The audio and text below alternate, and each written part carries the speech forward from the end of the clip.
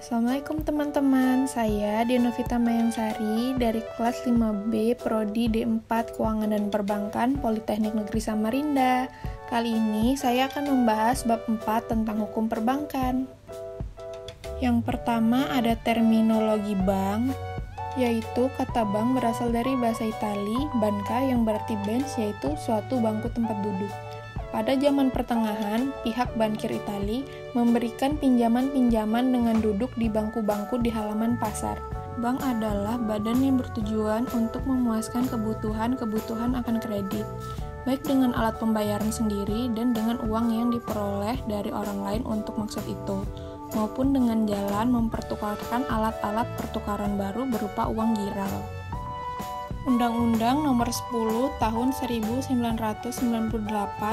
tentang Perbankan Pasal 1. Ayat 1 yang berisi, perbankan adalah segala sesuatu yang menyangkut tentang bank, mencakup kelembagaan, kegiatan usaha, serta cara dan proses dalam melaksanakan usahanya. Dan ayat 2 yang berisi, bank adalah badan usaha yang menghimpun dana dari masyarakat dalam bentuk simpanan dan menyalurkan kepada masyarakat dalam bentuk kredit atau bentuk-bentuk lainnya dalam rangka meningkatkan taraf hidup rakyat banyak. Lalu ada perubahan Undang-Undang Nomor 7 Tahun 1992 dengan Undang-Undang Nomor 10 Tahun 1998. Karena perkembangan ekonomi yang berkembang cepat, kompetitif dan terintegrasi dengan tantangan yang kompleks, serta sistem keuangan yang semakin maju, diperlukan penyesuaian kebijakan di bidang ekonomi, termasuk perbankan. Demikian juga dalam era globalisasi. Selanjutnya ada usaha bank umum. Yang pertama, menarik dana dari masyarakat dalam bentuk giro, deposito, sertifikat deposito, tabungan, dan bentuk-bentuk lain. Yang kedua, menyalurkan dana lewat pemberian kredit. Yang ketiga, menerbitkan surat pengakuan hutang. Yang keempat, membeli, menjual, atau menjamin atas resiko sendiri dan atas atau kepentingan nasabah, yakni terdapat suatu surat berharga, dan melakukan kegiatan dalam valuta asing. Selanjutnya ada bentuk hukum bank umum dan BPR.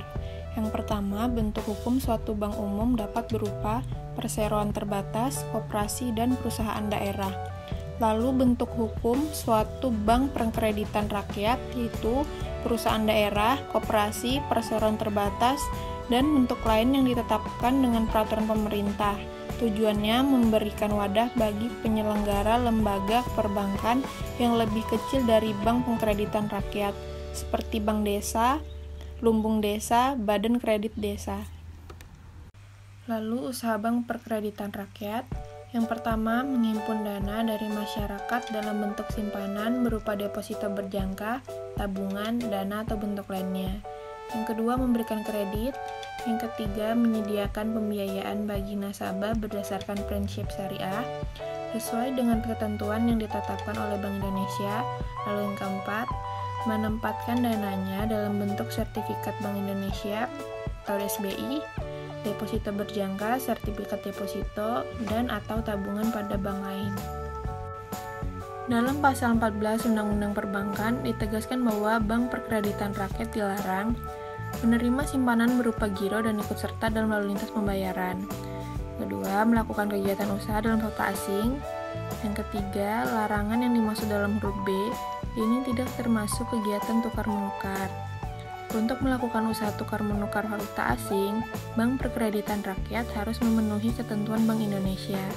Yang keempat, melakukan penyertaan modal, dan yang kelima, melakukan usaha perasuransian. Bedanya bank umum dan bank perkreditan rakyat. Bank umum memberikan jasa dalam lalu lintas pembayaran, sedangkan BPR tidak memberikan jasa dalam lalu lintas pembayaran. Rahasia bank.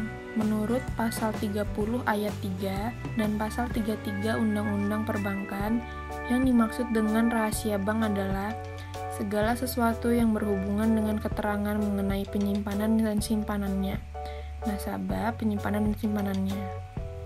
Yang kedua, bagi bank melanggar ketentuan di atas, maka berdasarkan pasal 40 Undang-Undang Nomor 10 Tahun 1998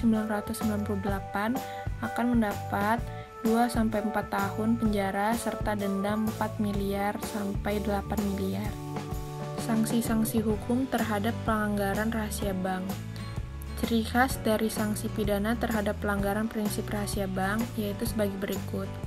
Yang pertama, terdapat ancaman hukuman minimal di samping ancaman maksimal. Yang kedua, antara hukuman penjara dan hukuman denda bersifat kumulatif, bukan alternatif. Yang ketiga, tidak ada toleransi antara berat ringannya ancaman hukuman penjara dengan hukuman denda. Dan yang terakhir, prinsip hukum tentang bank berdasarkan syariah. Yang pertama, dasar hukum bank berdasarkan syariah, Undang-Undang Perbankan Nomor 7 Tahun 1992 Pasal 6 dan Pasal 13 yang membuka kemungkinan bagi bank untuk melakukan kegiatan dengan prinsip bagi hasil dengan nasabahnya. Kegiatan pembiayaan bagi hasil tersebut kemudian diperluas dengan ketentuan dalam Undang-Undang Perbankan Nomor 10 Tahun 1998 yang memperluas menjadi kegiatan apapun dari bank berdasarkan syariat yang ditetapkan oleh Bank Indonesia. Yang kedua, hukum berupa perjanjian. Dan yang ketiga, dasar hukum berupa syariat Islam. Dasar hukum berupa syariat Islam tadi berisi yang pertama, pembiayaan yang berdasarkan prinsip bagi hasil atau mudharabah. Yang kedua, pembiayaan yang berdasarkan prinsip penyertaan modal atau musyarakah. Yang ketiga, prinsip jual beli barang dengan memperoleh keuntungan atau murabahah. Yang keempat, pembiayaan barang modal berdasarkan prinsip sewa murni tanpa pilihan atau ijarah. Dan yang terakhir, prinsip pemindahan kepemilikan atas barang yang disewa dari pihak bank oleh pihak lain atau ijra wa iktina. Cukup sekian video kali ini. Sampai berjumpa di video selanjutnya. Terima kasih teman-teman.